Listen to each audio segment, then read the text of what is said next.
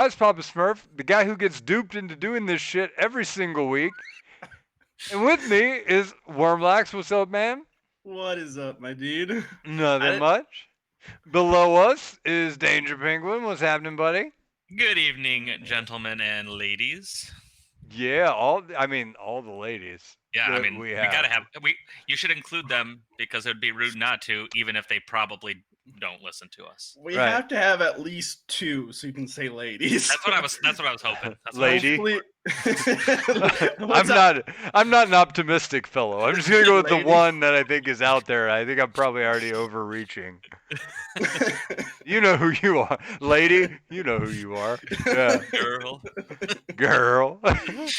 So, anyway, we're back 284. You may have just heard about 10 minutes of intro that seemed like just absolute jittering talking nonsense, and I just wanted to give you a background as to why we did that this week. So, we've had a lot of people join the Discord and hang out, and they made statements like, holy shit, it's exactly like what it is on the podcast. And I'm like, yeah, because we don't script this shit. We just talk. We and really don't. They're like, this is what it is. And then we do this for like 60 minutes and we record it. So that clip is from last night. We had a new guy join the Discord, and he wanted to play, and he wanted like an impromptu coaching session deal. So he just popped on, asked. I played a game with him, which is not my preferred way to coach, but he got me in a mood. So I was like, all right, fine. And then after that, he played with me, Danger, and Double Sniff for like a game or two, which I think we lost all of. Oh, we got obliterated. Yeah. So, but we had a great time. I mean, we had a great time doing it, and that's what it's about. And people are, they're always like, I love the podcast. I would totally like to play a game with you guys. Like, this is how you fucking do it. Join the Discord. We're here, right? Like, there's Discord links up, like, everywhere. And just pop into a room that's empty, because sometimes we lurk. So I'll be playing a game and have Discord open, but won't be in a room. If you pop into a room, I bet you'll get someone to pop in with you and just chat, talk about League, have a good time.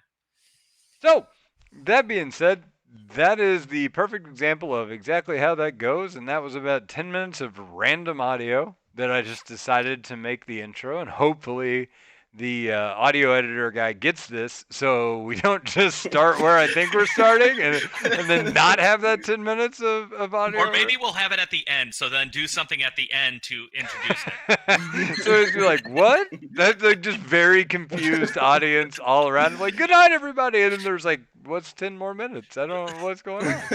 They'll think it's like the dead air of us just after we think we stopped recording. Yeah. It'll be perfect. I mean, we do that on the stream a lot. Like, we just BS after a while, and then that's for the YouTube people, so you get to see some behind-the-scenes stuff. But anyway, so this week, without much banter, because, we bantered on the intro, so I don't want to, like, double-dip the banter, right? So, yeah, it's not, you can only take so much of us in one sitting, right? I think we're pushing that already. So every time we go over an hour, I'm like, every minute is a minute that someone does not want us to keep going. Yeah, I know somebody's at work going like, like, I signed on for this, but I regret it. And it's like, sorry, man. God, Blake, we get it. Your ADC didn't go in with you that one time. God, it's fine. That one time, like, fucking every time. But no, so, like, it was funny because I was like, it's cool, like, we're getting some recognition. People, like, want to play with us. People are listening. I was like, that's awesome, right? And then I opened up Reddit, and I saw there's a Reddit thread that's like, hey, guys, are there any good League podcasts? And I was like, I wonder if somebody mentioned us. And then I flipped through, and it's like all the Riot produced shit. I was like, if you want to hear the pros talk, listen to this. And if you want to hear this, listen to this. And then I'm like, and then they like link like Travis Gafford's one. And then I'm like, okay, maybe. I guess like, big audiences, if that's what you're looking for. You want high quality content from relevant professionals, I guess that's fine. who actually think about topics before talking about them. Jeez. So What a cruel I was world. like, well, maybe, just maybe, if I scroll all the way down to the bottom, somebody will mention us, and then I flip down to the bottom, and like LeagueCast got a mention. I was like, yeah, good. Those guys deserve it. They're long running. They do good work. We had Aiden on for a while there. That was cool. So we got a little bit of collab. And I was like, so hopefully, maybe if I get down to the bottom. And then I got all the way down to the bottom, and there was a mention of LOLA podcast at the very, very bottom of an obscure Reddit thread. It was by me because I got to the bottom. And then I posted because I didn't see shit there. I'm like, you motherfuckers! Like,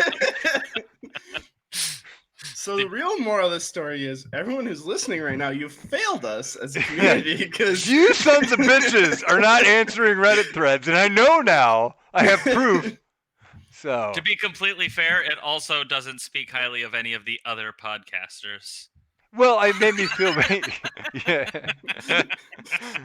yeah. Yeah, we've only been doing this for years, I mean, they probably haven't had time to catch it.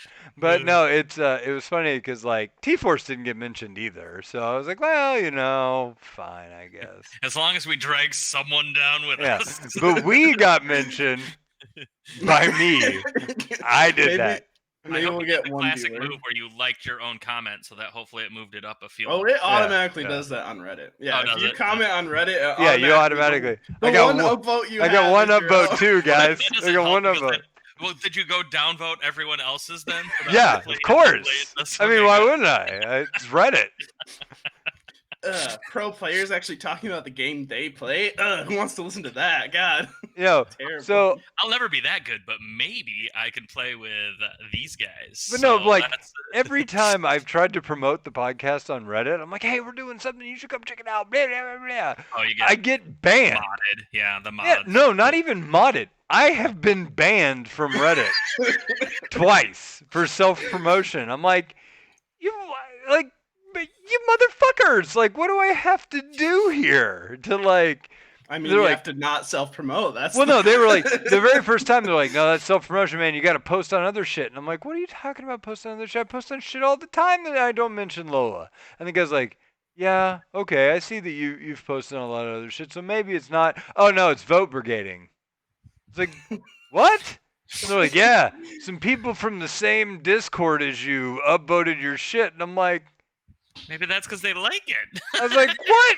I was like, there are 3 upvotes. Yeah. We're not a large community, man. Well, trying to reason, a brigade. Yeah, trying to reason with a Reddit mod is like trying to talk to a brick wall. I mean, there's a reason that I've stopped going to the League subreddit for like a long time. It's just I'll read like the major headlines if they have like articles that I want to see about, and the patch notes are good, but I will never read comments from the subreddit anymore. No, that's my point. I was like, misguided. I was like, you sons of bitches. This is not a brigade. It's barely even a gang qualified enough to solve mysteries. Like, we have 3 people, not 4 and a dog. Like, this is not fucking good enough. Those 3 people are really going to ruin the subreddit by getting on, like, the second page, not even the first page. You're at the top of new. Like, fuck you guys. Like, we didn't do anything. So, I don't know. Fuck it, I guess. I don't care. But anyway, I just wanted to let everybody know you have failed me miserably. Mention the podcast to your friends or on Reddit or whatever. Just not on Reddit, because somehow I'll get banned for it. That's what's going to happen. Just call your friends one by one and phone solicit LOLA podcast. Yeah. Everyone loves getting calls like that. I should hire one of those, like, who are you voting for president? Like, who are you listening to for podcasts? Could we recommend League? we understand you have a lot of podcast options, and perhaps you'd like to go with a podcast that's been along for 4+ years. Yeah. Maybe you re-elect your podcast. Anyway. Well, I don't even play League. Listen here. You're part of the problem, you son of a bitch. You're going to listen. You're going to like it. So, anyway. All right. League of Legends. That's like, even though that's only 9 minutes of banter, and we usually go much longer than that. Keep in mind, I've pre-recorded like 10 or 11 minutes of banter before this, so while it feels fresh to us, not so much for them. Let's get into League. We're not falcon around. Here we go. So, League of Legends. How to get better. This idea came up because of last night's games that we played with the guy that we recorded the games on. So here you go. The idea was from Danger. Danger, do you wanna pop the topic? Yeah. I'll introduce it. So we were playing a game, and this game we started off in the lead. We were playing well. It was going in a good direction, and then collectively as five, we wandered around aimlessly for about 4 or 5 minutes. That's a long time to wander around aimlessly. We were missing CS. We were not pushing objectives. There was no game plan. There was no idea. It was just happening. You were just playing League, walking around. Let's see what's over here. Nothing. Let's go over here. Nothing. And then all of a sudden, we started losing all of our fights. And I remember Doublesmith saying, like, what the fuck? Where the hell is our lead? And what we realized is we had lost like 8 plates on our turrets as we wandered around aimlessly after we had built probably like a 6 or 7 kill lead. We still had like a 3 kill lead, but they had more gold. So, and so let's talk about that. Why were we wandering aimlessly around? It's because we were thirsty. We were thirsty for more kills. Like we wanted went to so deep. Yeah. So deep. We wanted to take that kill lead and just snowball the fuck out of it by forcing fights that we could try to pick and blah blah blah. And they just were somewhere else the entire time. And so it was brilliant on their part because they're like, "Oh, we'll get those things, objectives." And we're like, "Aha!" Bold strategy. See how it worked out for them, Cotton. But like, so they got the objectives, and we're like, well, fuck, man. Like we've been chasing, trying to get somebody. Like somebody showed themselves, and then like a heat-seeking missile, the entire team like rotated onto that like one guy that was down in the corner or whatever that we could see. And then as soon as we got to that guy, like 4 people showed up elsewhere on the map, and we're like, fuck. Okay, back over there. You know, it was like that one, like Bugs Bunny cartoons where the guys like are running back and forth between like the fortresses. You know, and he keeps raising up the flag, and then they run over and they put up the flag, and he's at the other fort raising up the flag. Yep, it was like that. That's so very like, similar. So like, first things first is like getting kill leads are great, but the whole purpose of getting kill leads is that you have significant pressure. Right? Like that pressure can then be in turn used to force people off of things. So like if you think about it, like you would think about laning phase, right? What do you do in laning phase when you go up like 3 or 4 kills on your opponent? You roam, you secure scuttle, you help out another lane, and you secure dragons or Rift Herald, What which about are all zoning? good objectives too, right? Yeah, and I mean on top of that, you zone the shit out of them so they can't get anywhere near anything that they want to do without having to fight you for it. Yep. Right? Like that's the goal. That's that's the end game of how you starve out. You turn an advantage from like at some point you yourself stop gluttonizing and you start just denying them all the food. And that's how you get ahead is you freeze them out of being able to do anything. Like you don't have to get any bigger. You can just progress as the game goes. Like you're getting CS, they're not. So you're slowly climbing the ladder, but they're staying completely still. Otherwise, they get a foot in their face, right? And if you don't act like us and get as thirsty as a freshman, then we were thirsty. Oh, so thirsty, so thirsty. But if you don't act like us, then you actually like convert a lead into a larger lead by virtue of starvation, right? And it's a weird way to think about it because a lot of people are like, if I am going to get a lead, I'm going to turn 4 kills into 8 skills. And it's like, well, you don't have to. You can just turn 4 kills into they can't do anything. Right. You can turn 4 kills and 10 CS up into 4 kills and 50 CS up. Yeah. And that means they get nothing and you are just raking in. Now your numbers don't rise on that beautiful kill sheet that is sometimes worth traveling deep into the opponent's jungle to try and get. You can go deep into the heart of darkness to try to get any of that shit. But like, sure, I don't see anyone else on the map, but I'm sure chasing this one guy behind the red buff won't result in, no, there's 4 of them. Oh my gosh, what are they doing? Their own jungle by their own base. How dare they? I immediately regret this decision. But it can happen to any of us, and it happened to all of us that game multiple times. It can happen and did last night. So I mean, that's cool. Like, the other thing is, guys, like we talked about other things that Danger mentioned. Like you go get Dragon, you go get Scuttle, you go get other varying objectives that you can now pressure them out on, right? And like part of that, like, okay, everybody knows that. Like if I say, hey, you're ahead, you can do these things, everybody goes, yeah, I can totally do those things. But then it's like, but how? Right? Like, how do I execute doing those things? How do I zone them out of these objectives? How do I take them without fear? How do I do this and that? And it's realistically that you free up wards. Like, if you have wards in an area that gives you vision control and you look at the map, which is my problem. Like, I'm great at putting the wards out and piss poor at, like, getting the information from them. They made the game like so much easier whenever they're like, oh yeah, jungle timers. Those are going to be a thing now. You don't have to keep your own jungle timers. We'll do it for you. And I was like, oh shit, that's awesome. I wish they would ping things when things cross my wards. So my life would be easier. You know what? Maybe you should just become a Yumi main and ping for everyone else because other people have that same problem. And that could be you. You don't have to look at you. You're a Yumi. Yeah, just attach your ADC and never look at lane. Just spam E whenever it's up and just trace the jungler with things. Yeah. Bing, bing, bing, bing. There they are. Yeah. But I mean, realistically speaking, man, if you guys if you've made a power play and you're free to like ward up their blue side jungle, right? At that point, I don't know, who's the one that like is always a jungler that's a pain in the nuts, like Olaf or Lee Sin. All right, Lee Sin.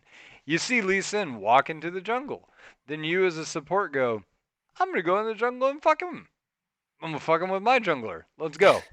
And then you 2v1 him in the jungle and you walk out. And that works because one, you're way stronger than them. So if they collapse on you, they've picked a fight with you that you want. And two, you're way stronger than them, so you can kill their jungler. And three, you have the vision control to be able to execute that play and the awareness to know that it's coming. Yeah, proactive jungle invades when you have a lead in the early game is one thing that I wish people did more often. When I play Renekton top, one thing that happens a lot, if you're against anyone who's like decent at the game, the second you kill them once or twice, they're just going to sit in tower for the rest of the lane. So it's like nice that you have a little bit of a lead, but it's hard to convert that if you're only playing in the lane as Renekton, because a lot of champions can get to a point where they're like, okay, I'm just going to send their tower and farm. I'm not going to let him farm me for kills. And one way that you can take advantage of that is pushing them in and then invading the enemy jungle and having your jungler come with you. And that's one that, like, in the early game is huge, right? If a jungler isn't getting 2 or 3 camps from a certain side of the map because you're helping your jungler invade constantly, like, they're going to be way behind. And that's a huge deal. Your jungler's experience and what level they are is so detrimental to the later parts of the game with smiting for objectives. And I think what you guys both hit on is something that's huge, and that's purpose. Like, have a purpose with what you're doing. Unlike us yesterday as we wandered aimlessly into the jungle. Now, if maybe we had, like, placed a ward down so that we had good vision later on, we would have had a purpose. But no, we were just thirsty and traveling in there. And then we left, and I was like, oh, look at it. It's still black in there. There were 3 of us, and not one of us thought to drop a single ward deep in their jungle that would have actually proven useful later on. Well, for the record, I wasn't there for that part. That's usually what I do. Yeah, he was dead. I was already dead. That makes it better. Yeah, I had been killed long before that. No. But executing a plan with a purpose, I think, is super important in League, and it's you can get into autopilot. I'm up 3 kills. I'm controlling my lane. Like, I'm just gonna hang out here and do that. And sometimes that's the right move, but getting a deep ward for vision after you push it in and you're going to back anyway. Like you need to think about a game plan. So like, okay, what do I do if I'm behind? Where can I ward? Because they might be trying to dive me because I have a huge wave coming in and they're going to come at me. Well, then place the ward behind yourself, because then you'll know when they're coming and your team can react accordingly. But everything that you do needs to have a purpose, and if you get into autopilot because you're ahead, then that's where you might start throwing leads. All right, ebb and flow is something I want to talk about because we've talked about, like, okay, you're ahead, you're gonna get big, you're gonna deny them research, you're gonna go into the jungle, you're gonna do this, you're gonna do that. Okay, a big part of the how-to, because that's what we really need to get. Like, people, I think, know these things implicitly, but then whenever it's time to do them, they don't have a concept of how to execute these things. And then they just kind of wander into the jungle when the wave is not in a good spot to do that. And then they lose more in their wave than they gain in the jungle. And they're like, well, that didn't work. And they, what the fuck? And then I'm like, well, man, like, you didn't execute it right. Right? So I want to talk about kind of the ebb and flow of your lane and what I mean by that. Like, the number one failure that I see pre-plat on getting these kind of, like, okay, whenever I say getting these kind of advantages, I mean, I never see people do this short of like diamond level. Like, I don't see it, right? So I'm sure there are outliers. I'm sure many of you listeners will be like, but I do that, and I'm in silver. Like, well, great, then you're ahead of the curve, man. Like, you've got something about your game that is like elevated, and that's awesome. So here's what I'm trying to tell you. The number one thing I see in bot lane is a complete lack of wave control or awareness as to where that wave should be. About the push or pull of the wave, it's just they're shooting the wave, I'm shooting the wave, and I see ADCs just walk up autopilot and just start blasting, right? Like Danny DeVito, I went up to the wave and it just started blasting, and you're like, it's like, slow down, man. Like, we're way ahead. All we have to do is stop right here. Like, the wave is here. You're going to stand just on the other side of the wave. So whenever they walk up, they have to get shot to get to the wave or fight you to the death. And then you're going to let it sit and slowly pick them off one by one as they're about to die. The auto attacks are already in the air from the cannon minions. Not the cannon, the melee minions, right? And then you shoot because you're wasting that auto attack, and that's how you freeze, and that's how you keep that lane there. But sometimes the freeze breaks, right? So what do? Oh no, the freeze is broke. Okay, so we let our wave amass. It gets pretty damn big. We shove it into tower, and either you harass them under tower, you dive them if you're strong enough and just kill them. The tower be damned. Or you do these kind of opportunity plays. I've now shoved a huge wave under their tower. I've got 25 seconds while they clear that wave under tower. If I can't dive and I can't harass them, or I don't know where their jungler is, or it could be a problem, then I go fuck off and kill a scuttle, or fuck off and do some deep vision, or fuck off and kill their jungle camps, right? Like, any of those things that helps my team, provides vision, provides awareness, and gives me a advantage while taking something out of their mouth, all the better, right? Like, then they're going to push back on you, and then you start your freeze all over again, and you zone them out on CS where it's safe for you to do so. And then if you lose control of your freeze, you go back in and you rape their jungle. Like, these are the kind of things that I'm talking about. But if you're like, hey, my lane is, I got minions right here, but they have jungle camps up, so I'm gonna go take their jungle, just like Wormlax said. Then you're screwing yourself because you're gonna lose a whole bunch of those minions to tower, and minions are literally the most valuable gold resource in the damn game. Like, period. It's just that's where you're gonna get the most of your gold and the most of your experience. So if you're not there and nobody's getting those minions, you fucked up. Right? Like, that's number one. Then number two is this other shit we're talking about. So the only time you should leave that is whenever you need to participate in it. Well, let me back up. When you have to participate in a fight with one of your team members, right? Like, there's a jungle fight right below me. Time to go. Right? Don't just finish off that last CS. Don't think, oh no, the cannon minion. Guess what's more valuable than a cannon minion? A champion. Bingo. So I see that all the time where you, especially at lower levels, like I'm guilty of it in the jungle too, right? I'm fighting my blue buff. And I'm like, man. I was actually gonna say you leave the blue buff too. I'm like, I'm only 3 hits away from the blue buff. You know what 3 hits is? It's like 6 seconds, dude. 6 seconds. And right below you, you got a 2-on-2, right? Your bot lane's 2-on-2, and you're the jungle, and you're finishing that blue. Or you could leave the blue. It'll be there when you come back, most likely. Good chance. You could go participate in this battle, turn the tide, kill them, get like 400 gold, and then go back and get your blue buff. I do it too. I mean, fuck, even if your blue buff is gone, you just got a double kill. Right. I understand the instinct, and it's hard to get away from it, and it's even worse with minions. So like when they're, I only have 3 more caster minions to go. Let me kill them quick. Tink, tink, tink, tink. Support's dead. Like it happens all the time, and it's something that you have to actually work on to train yourself to get out of. Is what is the thing that should be happening right now, and then as soon as you identify it, go. Just go. I did it in comms yesterday. There was a dragon up. It was Soul Dragon. And I'm like, everyone, get to dragon now.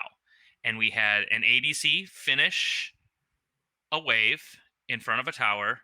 And then we had someone back. And we got to dragon too late. We lost the dragon. We lost the fight.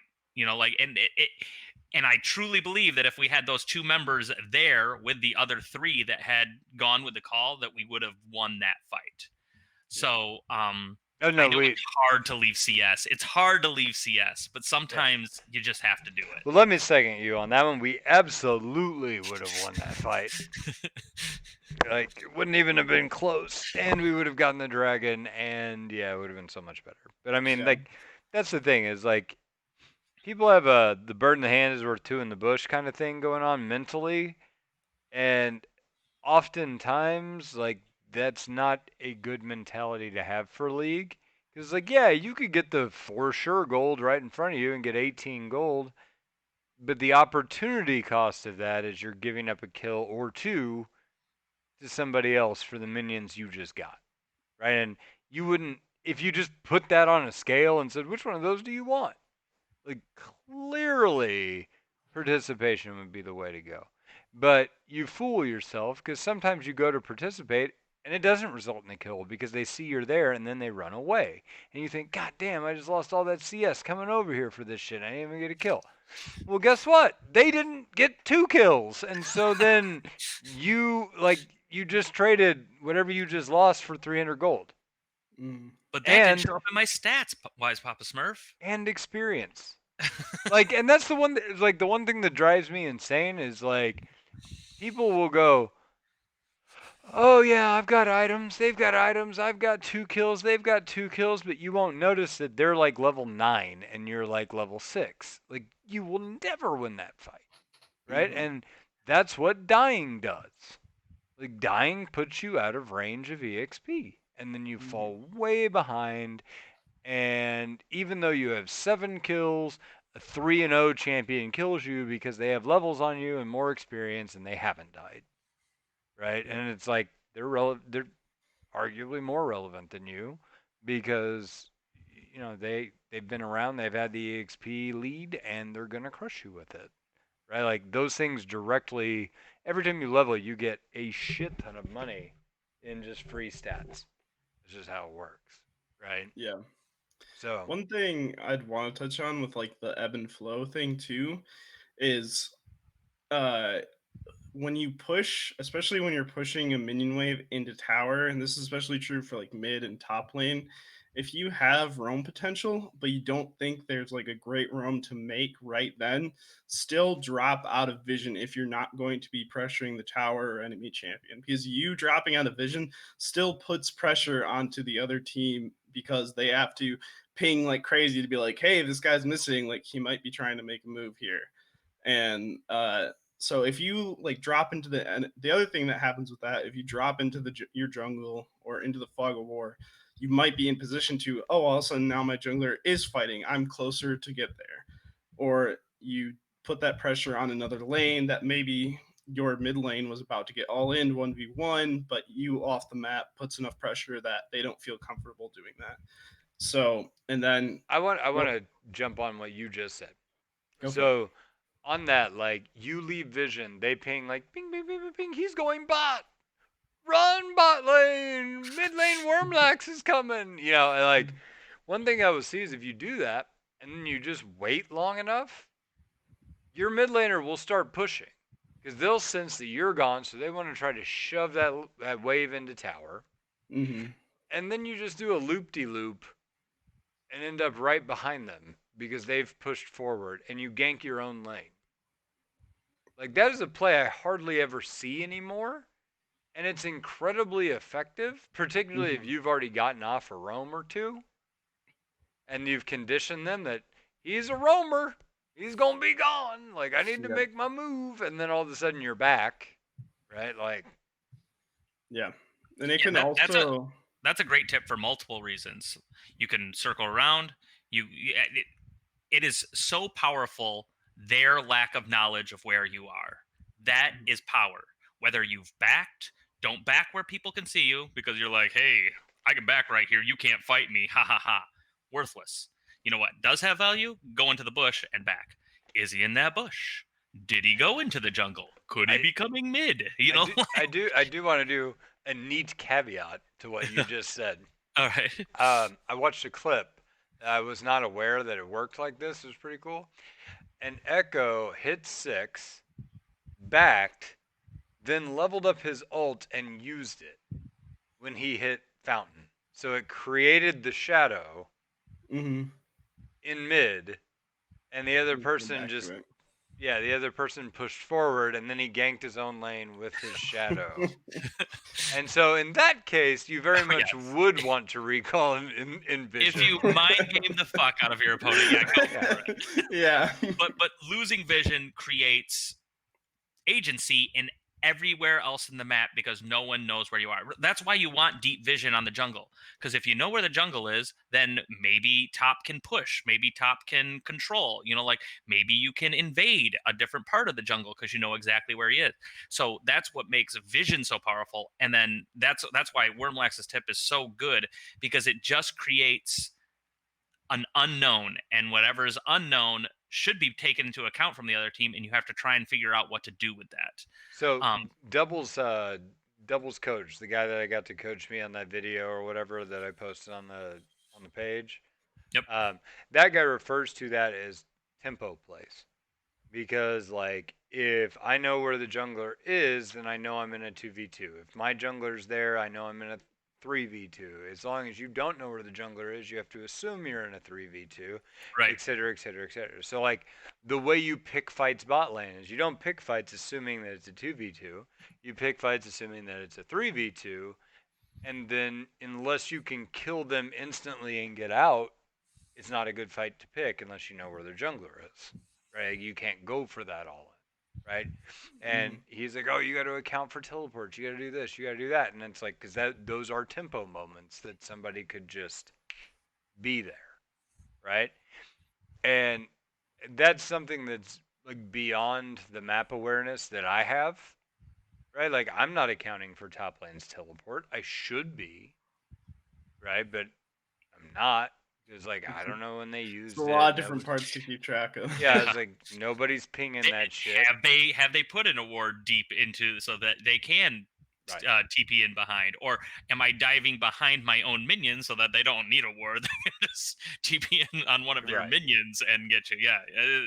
So I mean, those it's are so complex. Yeah, those are the TP play, like the tempo plays that you're talking about. That's like you have agency because you have eliminated one of those tempo plays. So now you have the ability to make that decision, right?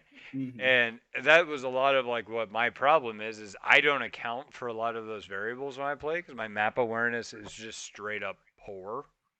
It is the number one weakness of my game and has been for 7 seasons. Like it's just something I willfully not fixed because I've never I am dumb, right? Like I just want to throw this out there.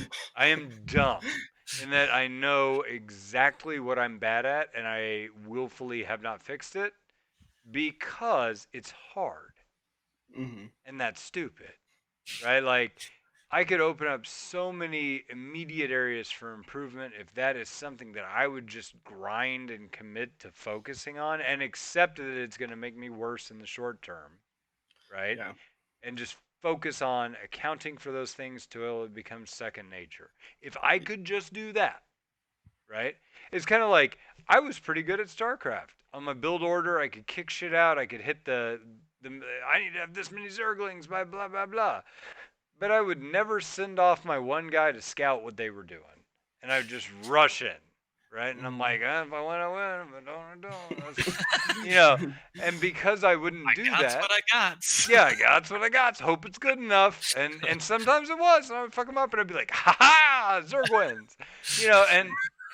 And like, I knew that was weak, but I didn't care enough about StarCraft to ever like make that a part of my game.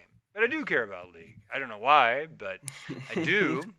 And I have just willfully not improved because I never plateaued, right? Like that was never the thing that caused me not to climb, right? Like my true moment where I probably did plateau in League was when I was in my promos to Diamond 2, right? Like got to Diamond 4, started solo queuing, or Diamond 5 at the time. Started solo queuing, got all the way up to promos to Diamond 2, and then failed and ended the season Diamond 4. That was back when there was a Diamond 5. But like that was my plateau moment. And at that point I was like, okay, if I'm going to do this, I need to have an eye on like improving myself. Like I finally hit the wall and I need to improve. Bullshit. You can improve now. Like, why wouldn't you? You make the climb easier. You make yourself better. And it's like you may never plateau because you're constantly honing your craft. Right? Like, it's fucking dumb. I wouldn't be surprised if map awareness like is the single worst like what's the word I'm looking for? Worst like area for skill. for every like if you put an aggregate like average for all League players, I bet that map awareness is probably up there as like one of the worst because I've noticed too, like watching even like high elo people, like they'll have times where they're like, oh crap, I didn't even realize I was getting ganked here. Like it's far and few between, but it will happen to even those players. And I too, someone who has hit diamond before, I have crap map awareness, especially in top lane. Like top is my main lane and I crush people in top lane. But if you're the type to be able to camp me, especially when I was getting into higher elos, like I got punished so hard sometimes when I just try to force my hand every time and I'm not doing good with my map awareness. And I would say that like if you're a player who like wants to work on something right now to get better, like if you get like decent map awareness, you're probably better than like 90% of League players if you actually specifically work on it and get better with it. Because I feel like it's a failing that so many people talk about. They're like, oh yeah, like I get good, I know how to play my champion, I know how to like win lane and like play team fights in the later game, but like, oh, I'm terrible with like warding, or I'm terrible with like looking at my map when I'm fighting and that kind of stuff. Like no, that's really hard to do. I mean, that's like the silver credo. Is like, I'm really good at macro, but my micro sucks. Or I'm really good at micro, but my macro sucks. Like that's literally what all silver players say. But the thing about Yeah. I mean, The thing about map awareness is it changes your entire team. So like that was something that I worked on a lot this season. As a support, I should have more time to look at the map, right? So I need to pay attention in lane, but I don't need to CS. I don't need to make sure I'm less hitting. I need to make sure I know where they're at, what their range is, when we're going to go in, all of that, right? You still need to make sure you're playing your lane, but I have more time to glance and ward and ping when I see where the jungler is. I can just throw out one ping, and all of a sudden, your entire team, if four other people didn't notice that person, and you threw a ping in the jungle that points out the jungler, everyone has just gained. The entire team has just gained from that one action that you did. So if you improve on map awareness wherever you are, like I improve on it at support. I am terrible at it in mid. There are so many mid champions that I love in like ARAM and stuff like that that I have fun playing.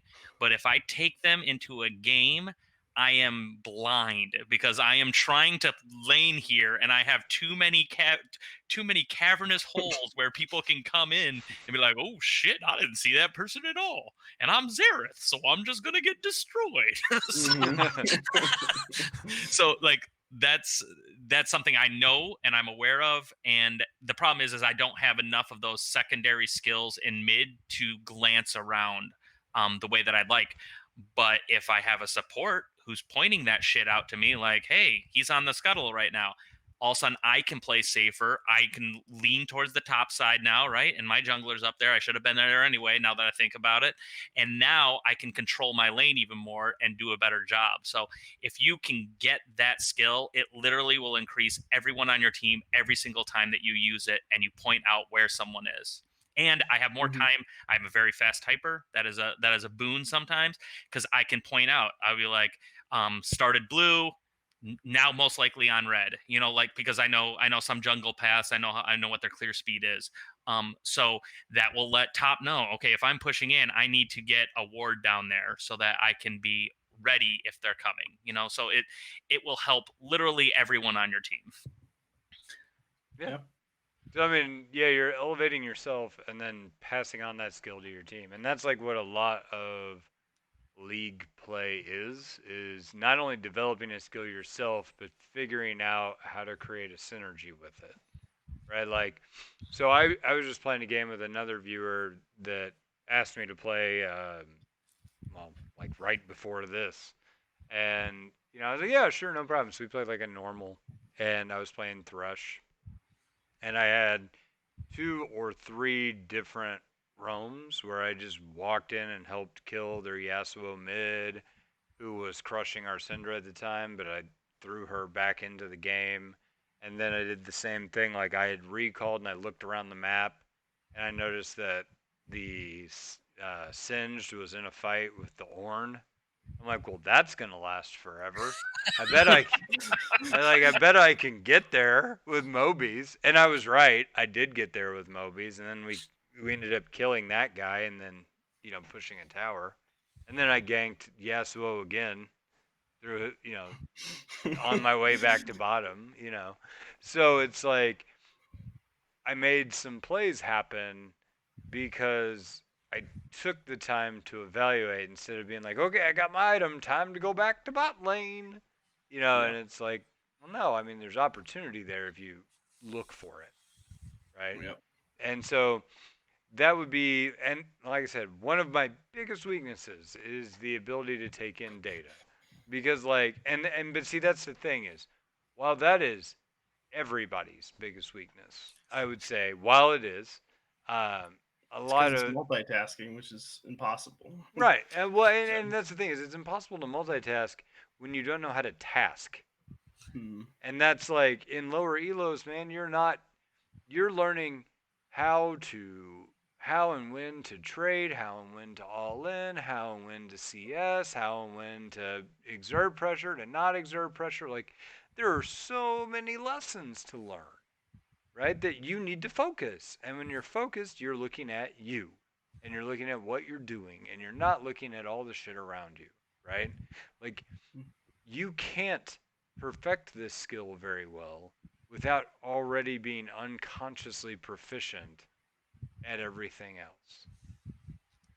Right? And so if you're not there, spend your time figuring out how to get that level of proficiency built up first on all the other things. Because, like, I talked a lot about, like, mentally zooming out, right? And it's like, because, like, whenever I play champions that I haven't played for a while, or I don't have the mechanics down 100% down pat, right? Like Katarina, whenever I was on my Katarina kick, that everybody continues to ask me about. Yeah, whenever I was on my Katarina kick, I'd be like, okay, I need to shunpo in W, use my gun blade to slow them, alt, and then whenever I see that they're starting to get away, I'm gonna Q, and then I'm gonna E to that, Q dagger, or I'm gonna E to them, hit them, pick up the Q dagger, E again, ha ha ha. Like these are the things that I'm thinking of, like how I'm gonna execute my combo and how I'm gonna do the most damage in a blink of an eye, right? Like what are my button inputs, right? Where like if you've played an instrument, like our Guitar Hero, even better, right? Like we are talking to video game people. Makes well, sense. I'm just saying, like it's an easy way to think of it. If you've ever played Guitar Hero and you try to like play Cliffs of Dover on Expert, that song is fucking hard, right? Like and you're like, fuck this. I can't hit all these fucking notes, right? It's a great song. But you're trying to play it and you're like, and then if you look at the screen, your brain is trying to process, oh, that's green, yellow, red, yellow, blue, orange, like, oh fuck, and then your hands are just whatever. But if you know what you're doing and you feel the guitar, you can just move your fingers without thinking about, oh, I need to have my pinky on orange. You're just like, your hand just moves. Yeah, you just right? do it. You just do it. And until you've built up that level of unconscious competence where you can just do these things, you're going to have extremely like narrow focus because your focus is going to be on execution and not on like the bigger picture, right? You're thinking like, am I in range to flay? Am I, can I flash forward and flay and then hook? Can I do all these things? But you're not thinking to yourself, okay, I just flayed them. Now they're going to do this. Maybe I dodge and then I hook. Or maybe I do this and then I do that, right? Like, you don't have the ability to like improvise. Mm-hmm. And also, oh shit, I was thinking about if I should throw a hook or not, and I didn't notice the jungler came in on a ward, and we're actually too far forward now, and he's already far enough in that we're probably dead to this gank anyways. Mm-hmm. Yeah. And then you have to focus on like, well, and that's the other deal is like, and there's one thing I want to talk about that did come up yesterday, and that's when to escape versus when to just brawl, right? Like, so one of the things that drives me insane about playing in the bot lane, particularly at low elo, is people have a tendency to just look at numbers and throw in a towel. This number is bigger than that number. We're going to lose, right? And you don't think of like relative position or cooldowns or anything like that. You're just like, there are 3 people in front of me and I have 1 guy next to me. That's a 3v2. This is bad. And then like danger alarms go off and you're like, oh fuck, I gotta get out of here, right? And it's like, that's not necessarily true, because like I see champions like Zyra, right? Danger, how tanky is Zyra? Not very. And how fast do you die if people focus you? Really fast. Really fast. Like, have you ever died? Blink of a motherfucking eye. Yeah. Have you ever died with Zyra before you even threw off an ability? Well, they take a while to hit the button. Right. So, I mean, yeah, like, it is not unheard of to die with Zyra before the CC chain is broken. Yeah, like, before the stun wears off, you're already dead. Mm-hmm. And it's like, okay, well then, is it really a 3v2? Or is it a 2v2 and you just got a free kill, and now you just have to wait for your cooldowns to get back since you burned them all on Zyra? So and the other team's terrified because they thought it was a 3v2, and all of a sudden they're like, can we win this? Now that she's just dead? Yes. Oh shit, she's dust. So like, while I was teaching somebody yesterday, I told them, I was like, dude, and we've said this before on the podcast, but it's like kind of like the 50 episode rule, where if anything goes back 50 episodes, the current community doesn't remember it because nobody's listened that long. But I've told you this, like if you are going to die, like if you know you are going to die, quit trying to run. Just turn and unload on the person, right? And maybe I will tell you, maybe 25% of the time you'll surprise yourself and just kill them. Mm-hmm. And you'll just be like, holy shit, I can't believe I did that. And then their team's going to be like, this bitch is a monster. And then you're like, yeah, I am. Rawr. Yes, do that raw. Yeah. Make sure to type RAR XD into the chat once you kill them. So, I mean, that's the kind of thing that's like, not only do you get the kill, but you win a mental victory over them too. Yeah. Also, the easiest time to hit someone is when they think they're just going to all in you, and you should be afraid. No, all supports and ADCs, when they think their jungler is coming in and they have the advantage, they throw caution to the wind. Ezreal's will E in, supports will flash forward, and that is the easiest time to CC them and blow them up before they get to do anything. So I love an Ezreal that ease in. Yeah, it's funny you mentioned that. I was playing Blitz the other day, and we're getting ganked by this volley bear or something, and this Ezreal just ease at me, like right in front of the minion wave, and I'm like, okay, like I'm still Blitzcrank, yeah, and then you just ripped his face off and killed him, and I mean he was just like gone. So I mean, there's opportunity there. Oh, like half the time, oh, they're chasing you to turret. Yeah, you are. And I'm under turret, and you're chasing me with caution into the wind because you're thirsty. Yeah, you're last night's LOLA podcast thirsty, and you're about to get hooked and ripped. Like I'm gonna grip him and rip him. So I mean, this is the kind of shit that we're talking about. Like you can turn these advantages, but you have to be like you can't just do basic math and be like, they win. Like the game's not about basic math. If it was, nobody would ever get pentas. Yeah. Yeah. So, with that being said, nobody would ever get a dragon because you got to tank the dragon or a baron. You got to tank the baron, and if it's just 5v5 and you're hurt from baron, then you automatically lose, right? I mean, if math doesn't matter there, if numbers are not the sole determinant there, why does everybody think they are everywhere else? Like, I have seen junglers run in on like a 5-0 ADC, and the ADC just runs and gets 1v1'd by a jungler while they flee. Their bot lane isn't even in engage range. And I'm like, if you would have just turned on that son of a bitch, you just smoked him like a summer sausage. Yep. Go for it, right? So whenever I say like, you're gonna die, right? I don't mean like you have a chance to die, but maybe you could get away. Like the situation that I was talking about, and Ezreal went in on our Callista and was like that far away from her and had Iceborne Gauntlet.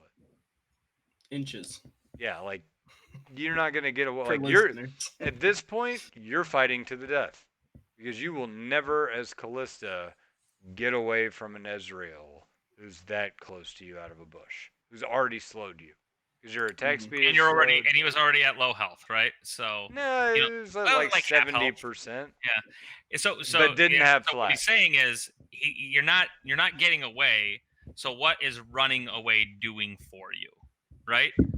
It's delaying them an extra second of kill, or turning and unloading as much as you can. Maybe you don't get the kill. Maybe you do. Maybe you don't. But Ez is hurt more now. You weren't getting away anyway. Maybe someone else can follow up, or maybe it's forced him to back instead of feeling safe in lane, or maybe he just stays in lane anyway and then dies later. Like there are a lot of other options, but when you're you see it all the time, and you just get scared, like, oh, they're coming for me. I got to run. Yeah. I'm never getting away. It's a set, he's hit Q. He's running faster than me. He's got completed boots. You're just not getting away, right? So do something, Right. whether it works terribly or not, you are always going to be dead. So since you're always going to be dead, do something with those 2 seconds you have left of life. And that like ideology of like you have to try something to know, it's something that we've talked about hundreds of times on this podcast, that like you need to try things. I just had a coaching session with someone yesterday who was playing Fiora top, and he TP'd a total of 1 time in the game.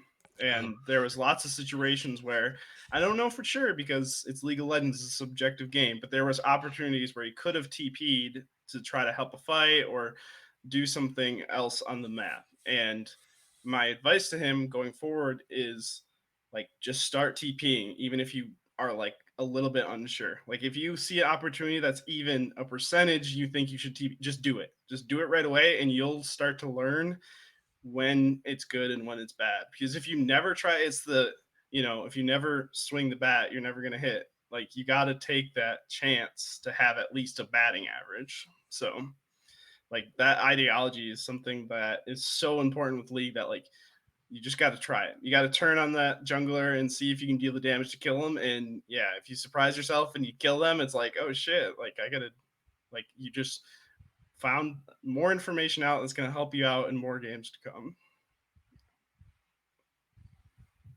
Fucking A, man. Fucking A. All right. So, Double Sniffed had wrote in because he wasn't going to be on tonight, and he said that his tip is that he noticed that he doesn't win any games when Danger Penguin is playing top lane. So that might be something to talk about avoiding. I think he's right. I mean, there's a lot of merit there. The last time I played with him, he tried to play Quinn once. Somebody dodged, so we didn't. Yeah, that was a mistake by them. They would have got a lot of free kills. We didn't have to suffer that horrible loss. You talk about aimlessly wandering, and that is literally the champion made for it. Yeah. So fast. He would have looked so cool wandrously aiming. With my taxi system. All right, guys, we'll go ahead and end there. Maybe a little short. I'm not sure how long the BS train went before this, but we're at like 55 or minutes. After it. Or after, depending.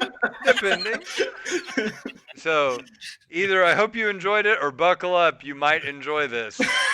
And here we go. Good night, everybody.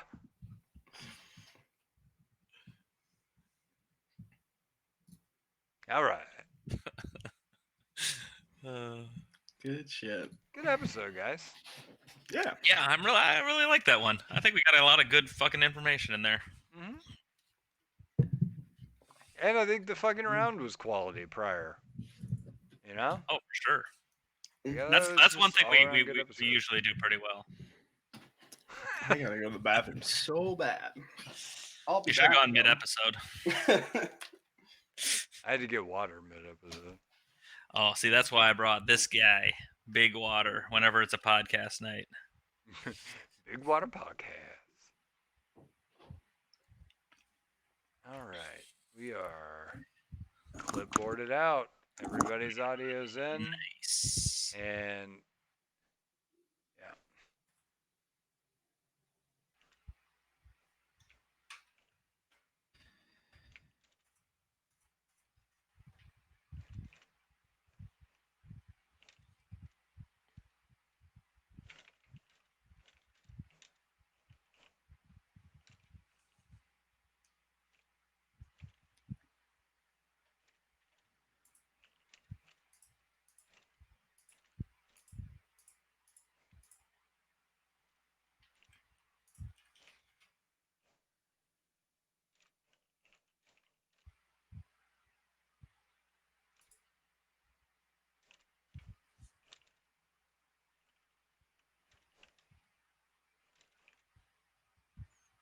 All right. I told him what to do. Hopefully he does that. That's what I said is we did a spontaneous thing last night on Twitch. Just rip the audio and let that be the first 10 or so minutes of the podcast. Then piggyback the recording onto it. Thank you. Yeah, I think that makes sense. Hopefully he understands what I mean by that. I hope he puts it at the end now. Or put it, well, whatever. I mean, We're not one of those high production value, recognizable riot podcasts. That's for sure. I have returned. Damn it, we have Moxie. We got Spunk. That's Spunkin. I like that. And it's all on Double Sniff's tile. And now it's Home Depot's Spunk. After 365 days, it's been returned back to the mothership. I'm gonna go hop in Discord with Zill and Sniff to see what they're up to. Sounds good. Do it. What up? What up?